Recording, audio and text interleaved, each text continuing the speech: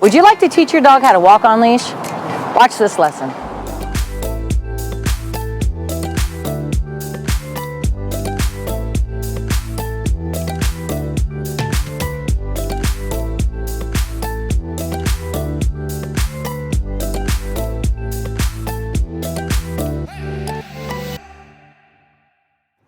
You said he pulls.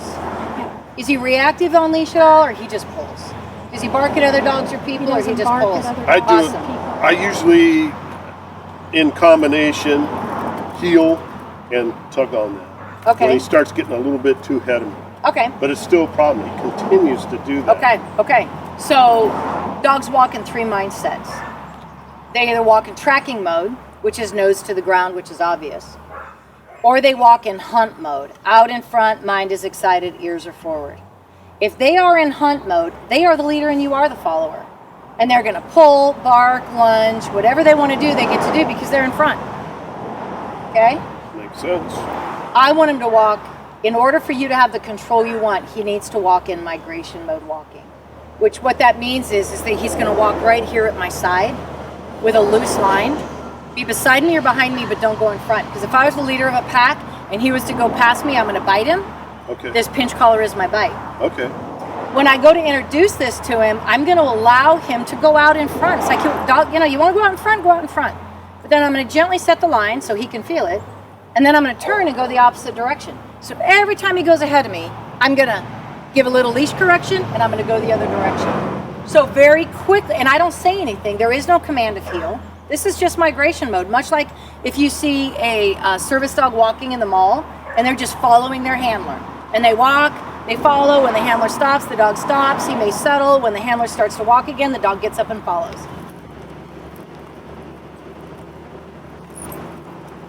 Now I'm just gonna set the line gently like a human like a bungee, because he's used to being able to just pull into that line and it doesn't bother. But what even your flat collar is pushing up on his trachea, which can cause tracheal damage, and you'll see dogs just choking and dragging. This pinch collar is going to apply even pressure around the neck, but it will not crush up on the trachea. All right? Okay. And this is the collar you came with, but we just quiet.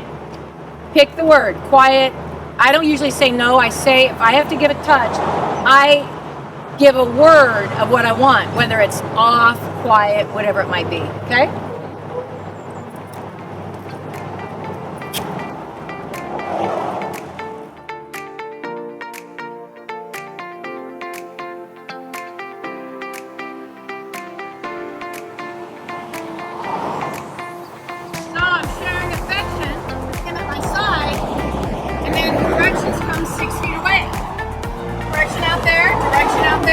Affection here.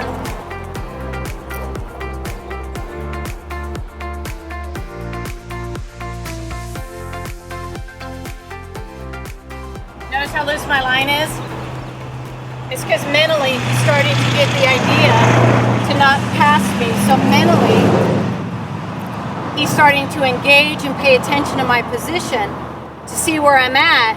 Because if he wants to go out there, I'm gonna let him go, give a correction and go the other direction. So he learns I can avoid the correction if I stay here and follow where she's going. So all you have to do to control any dog is control what happens right here. It's not about his power, his size, his breed. It's about brain. Where is he at in his brain? Is he in a calm mindset or is he in an excited mindset? And then I want to share affection here because dogs do what benefit them. Here, it's like, dude, I'll pet you all day. When you're being sweet like this, it's not about being sweet. When you're correct and you're in position. So I want to imprint this so dogs do what benefit them. So he chooses to walk here to avoid the leash direction out there.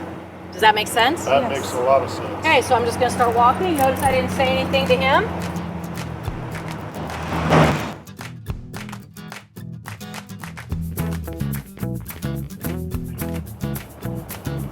Now he's mentally engaged. Ears are slightly back. Calm body posture. He's walking here because of the discipline. Now he starts to forage because he's going to get closer to you and he wants you, which is understandable. A little bit of protest.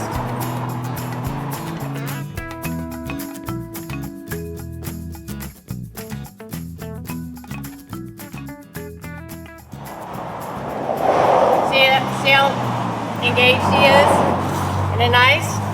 It is. So Ken, are you the main walker? Do you want to come walking? Sure.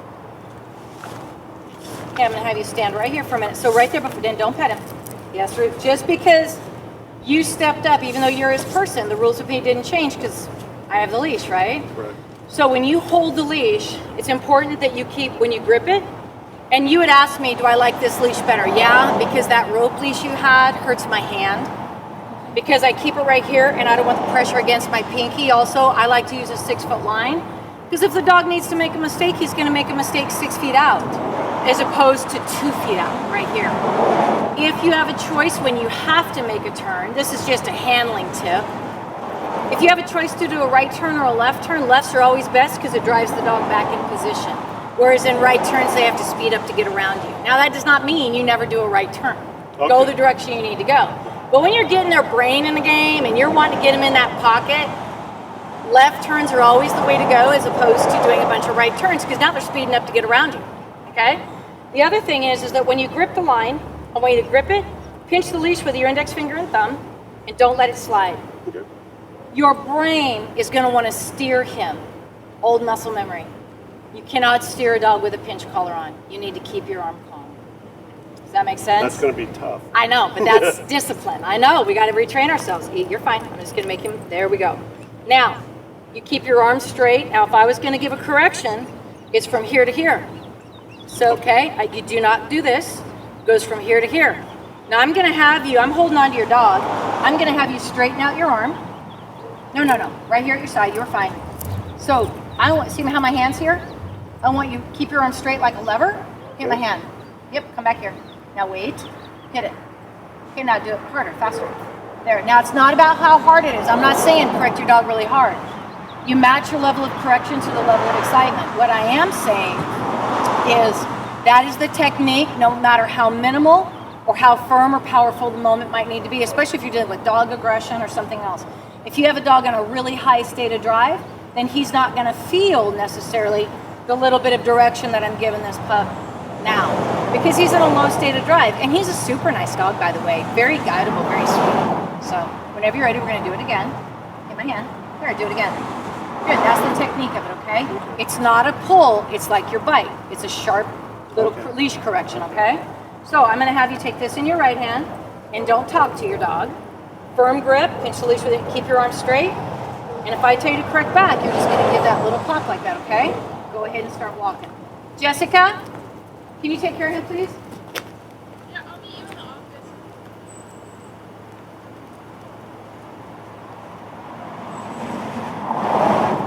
Now, a little tap back on that left. There you go. Shorten your leash by 1 inch.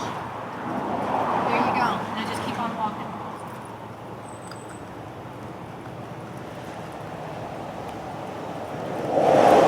Has he ever walked like that before? No, I haven't. Now, Neither of them have. Now, when you make your turn on your turning left, you keep walking. You're literally turning into the dog. So if you need to tap him back just a little bit with a little bit of a leash, just to show him, hey, I'm turning, to get him to back up, because he doesn't know you're turning.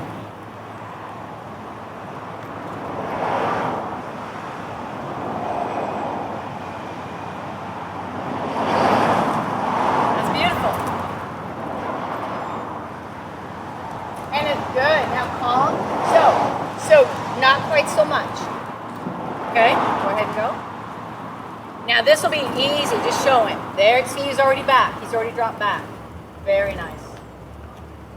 We actually need to take a link out of that pinch collar. It should never hang down like that. We want it to fit comfortably, but it needs to not hang down here.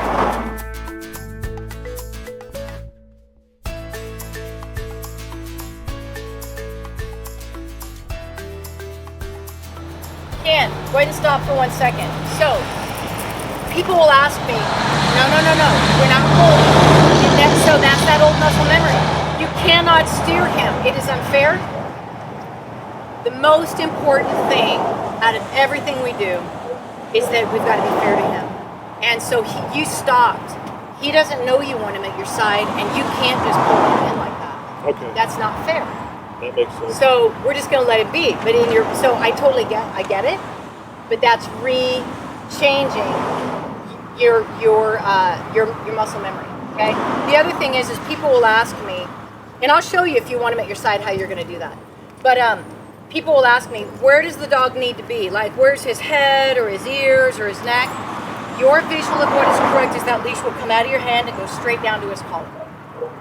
That's what's correct. It's not about, because dogs are all shaped differently. It's not about where his head, his nose, his ears are. Sure. I want that leash to go from my hand straight down with a slight J so there's zero tension. The whole idea of this walk is to have zero tension on the leash and zero tension on the dog's neck. And then if he starts to pull into it, he'll feel it and he'll automatically back off. Okay. And if he doesn't, you can give that little leash correction, which is your bite. But you always give a leash correction or direction in the direction you want him to go. If you're walking, you're never going to yank forward. You're never going to micromanage him like that. It's the whole point is be beside me or behind me. Just follow. Okay. Just follow. Simple. Absolutely. So let's go ahead and start walking again. So you get on the, there you go. Now let me show you really quick how to make him sit at your side. Okay? So go ahead and if you want to stand right here, Ken, I'm just going to bring, come on, Mr. Rudy. There we go. So he doesn't want to go, but I am going. I'm not going to go back and negotiate and be like, come on. I'm like, we're going. So you need to follow. And then he stays back there, he protests, and he goes, in order to get away from this pressure, I need to speed up to be here. But I didn't negotiate, I didn't get after him, and I did not, I just walked. And I didn't let this line slide through my hand. Yep, go ahead and take it. Yep, go ahead and start walking.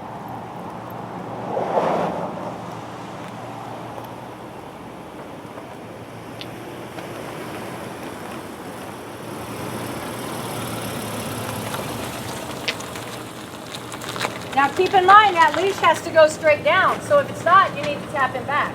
Walk a straight line. There you go. Just go ahead and walk right through this way. Yep, shorten your line 1 inch. Little tap back.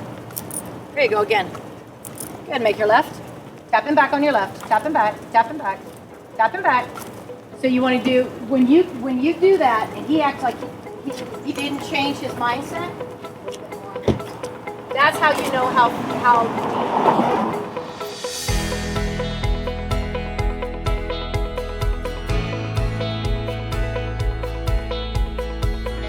You were going to have it come this way and have him sit, right?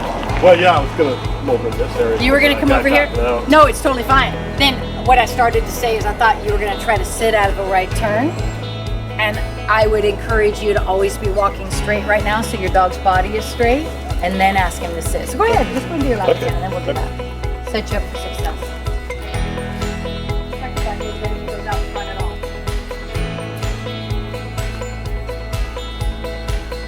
Very nice. How's that feel? Good.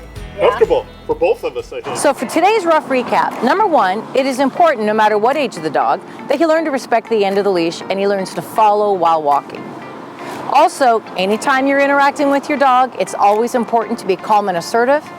It's also always important to disagree with disrespect in your space and know that you are setting a foundation for a lifetime of relationship.